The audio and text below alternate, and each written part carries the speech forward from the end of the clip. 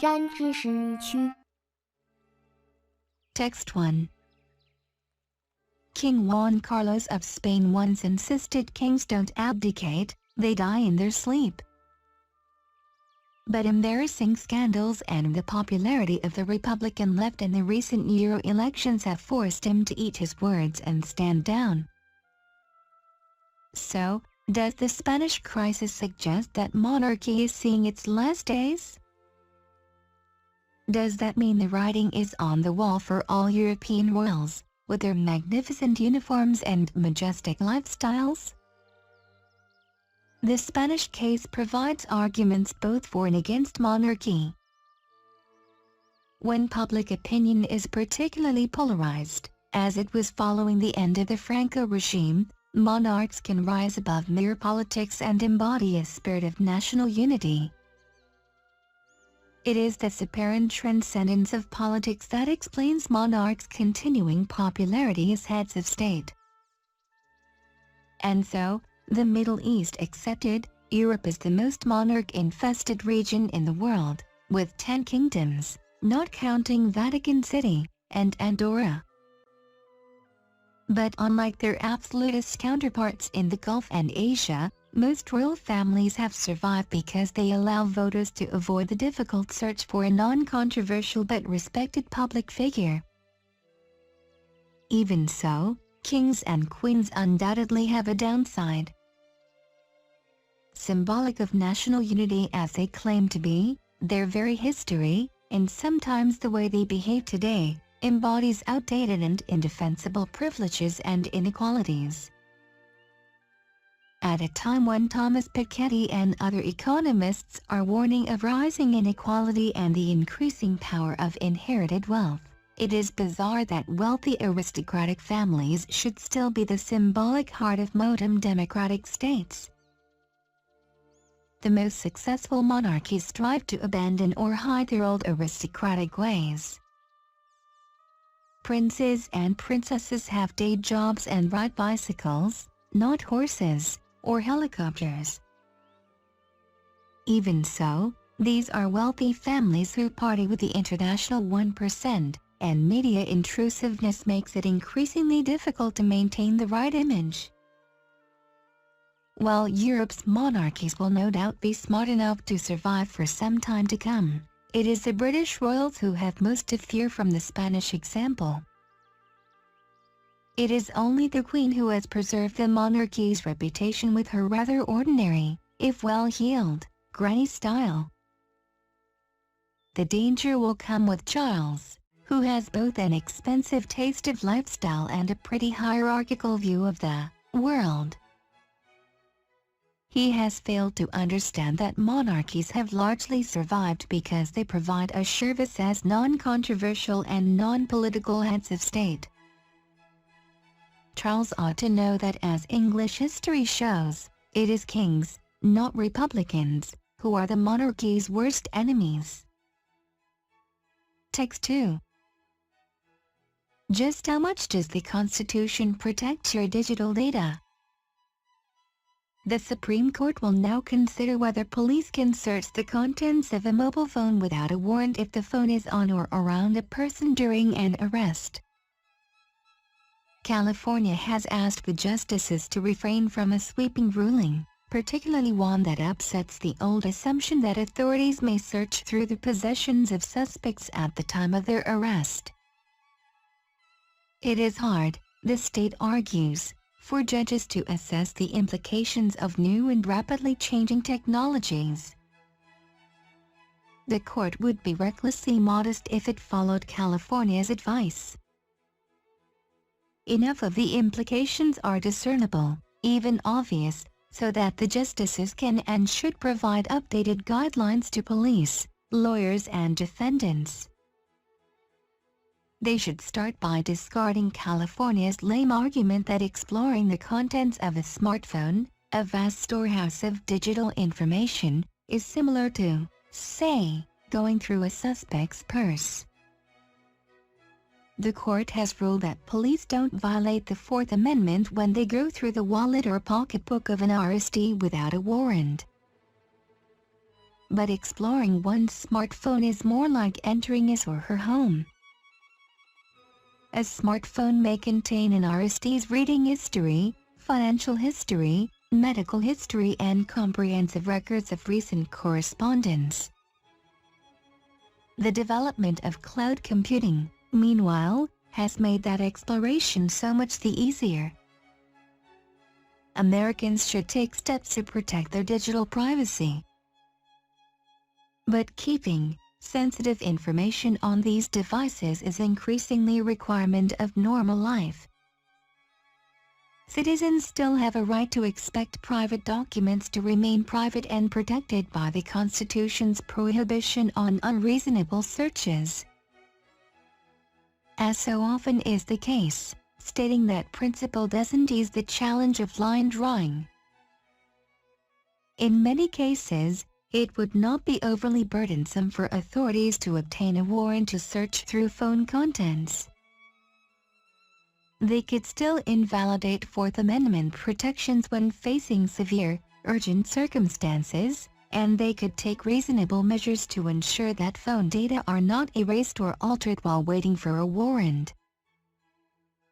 The court, though, may want to allow room for police to cite situations where they are entitled to more freedom.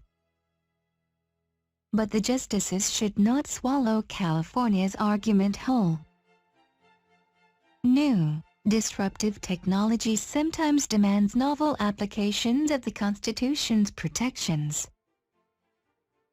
Oren Kerr, a law professor, compares the explosion and accessibility of digital information in the 21st century with the establishment of automobile use as a virtual necessity of life in the 20th. The justices had to specify novel rules for the new personal domain of the passenger car then.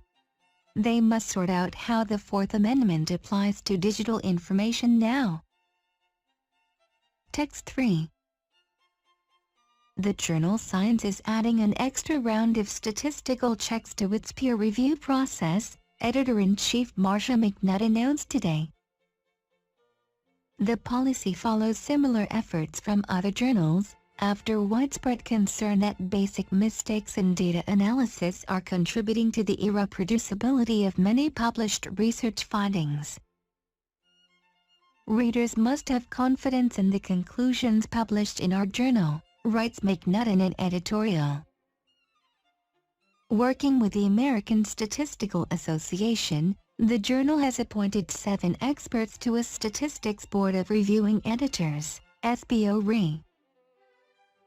Manuscripts will be flagged up for additional scrutiny by the journal's internal editors, or by its existing Board of Reviewing Editors, or by outside peer reviewers. The SBORE panel will then find external statisticians to review these manuscripts. Asked whether any particular papers had impelled the change, McNutt said, "The creation of the Statistics Board was motivated by concerns broadly with the application of statistics and data analysis in scientific research and is part of science's overall drive to increase reproducibility in the research we publish." Giovanni Parmigiani, a biostatistician at the Harvard School of Public Health, a member of the SBORE group, says he expects the board to play primarily an advisory role. He agreed to join because he found the foresight behind the establishment of the SBORE to be novel, unique, and likely to have a lasting impact. This impact will not only be through the publications in Science itself, but hopefully through a larger group of publishing places that may want to model their approach after Science. John Ioannidis, a physician who studies research methodology, says that the policy is a most welcome step forward and long overdue. Most journals are weak in statistical review, and this damages the quality of what they publish. I think that, for the majority of scientific papers nowadays, statistical review is more essential than expert review, he says, but he noted that biomedical journals such as Annals of Internal Medicine, The Journal of the American Medical Association and The Lancet pay strong attention to statistical review. Professional scientists are expected to know how to analyze data, but statistical errors are alarmingly common in published research, according to David Fox, a cell biologist. Researchers should improve their standards, he wrote in 2012, but journals should also take a tougher line, engaging reviewers who are statistically literate and editors who can verify the process. Fox says that science's idea to pass some papers to statisticians has some merit, but a weakness is that it relies on the board of reviewing editors to identify the papers that need scrutiny in the first place. Text 4. 2 years ago, Rupert Murdoch's daughter, Elizabeth, spoke of the unsettling dearth of integrity across so many of our institutions. Integrity had collapsed, she argued, because of a collective acceptance that the only sorting mechanism in society should be profit and the market. But it's us, human beings, we the people who create the society we want, not profit. Driving her point home, she continued, it's increasingly apparent that the absence of purpose, of a moral language within government, media or business could become one of the most dangerous goals for capitalism and freedom. This same absence of moral purpose was wounding companies such as News International, she thought, making it more likely that it would lose its way as it had with widespread illegal telephone hacking. As the hacking trial concludes, finding guilty one ex-editor of the News of the World, Andy Carlson, for conspiring to hack phones, and finding his predecessor, Rebecca Brooks, innocent of the same charge, the wider issue of dearth of integrity still stands. Journalists are known to have hacked the phones of up to 5,500 people. This is hacking on an industrial scale, as was acknowledged by Glenn Miller, the man hired by the News of the World in 2001 to be the point person for phone hacking. Others await trial. This long story still unfolds. In many respects, the dearth of moral purpose frames not only the fact of such widespread phone hacking but the terms on which the trial took place. One of the astonishing revelations was how little Rebecca Brooks knew of what went on in her newsroom, how little she thought to ask, and the fact that she never inquired how the stories arrived. The core of her successful defense was that she knew nothing. In today's world, it has become normal that well-paid executives should not be accountable for what happens in the organizations that they run. Perhaps we should not be so surprised. For a generation, the collective doctrine has been that the sorting mechanism of society should be profit. The words that have mattered are efficiency, flexibility, shareholder value, business-friendly, wealth generation, sales, impact and, in newspapers, circulation. Words degraded to the margin have been justice, fairness, tolerance, proportionality and accountability. The purpose of editing the News of the World was not to promote reader understanding, to be fair in what was written or to betray any common humanity. It was to ruin lives in the quest for circulation and impact. Ms. Brooks may or may not have had suspicions about how her journalists got their stories, but she asked no questions, gave no instructions, nor received traceable, recorded answers.